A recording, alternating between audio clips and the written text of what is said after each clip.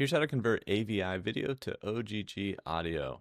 So I use an app called ConvertSave, and it's super fast. All you have to do is drag and drop the AVI video in, select, go to OGG or OGG, and we're going to select that audio and hit convert. It converts and saves right back to that spot on your computer.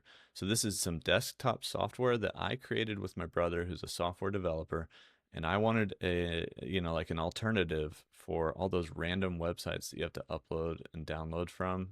I wanted it to be super efficient and super fast, and this works for not only video and audio, but also images as well. And basically, all you have to do is drag and drop and then convert and save. Now we added a bunch of new advanced features, and I'll show you those here in a second.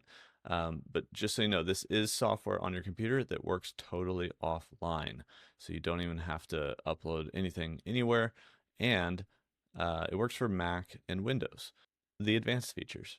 So there's this little tab we added here, and there's going to be even more advanced stuff, more user-friendly stuff. But basically, when you go inside that tab, it's going to show you the primary and secondary commands that are used for the conversions, and also the tool that's being used. And so you can add your own custom commands that can be your default conversion commands. And you may not know anything about that, so we've added this little options builder, and there's some more user-friendly terms in here. You can see audio quality, you can see volume in here, you can see like trimming for start and end time, or the duration of what you want exported, what you want, how long you want your audio to be, or if you want your audio to just come from a certain portion of the video, stuff like that. And as you check mark these and select or input your parameters over here, it's going to generate that command for you. And then all you have to do is hit apply.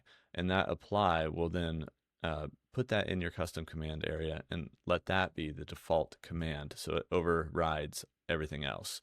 So this is going to be what converts now when I go hit that convert button. And you can see that you have a custom command with that little blue flag up there. So that shows you, just so you know, that you're converting with a certain custom command, which might not be what you want for every single one, but it might be one you want for every single one. Depends on what you want. That's converting AVI to OGG audio. Hopefully you guys find ConvertSave useful. You can go to convertsave.com, or I'll leave some links in the description or pinned comment. I appreciate your guys' support. I'll see you in the next one.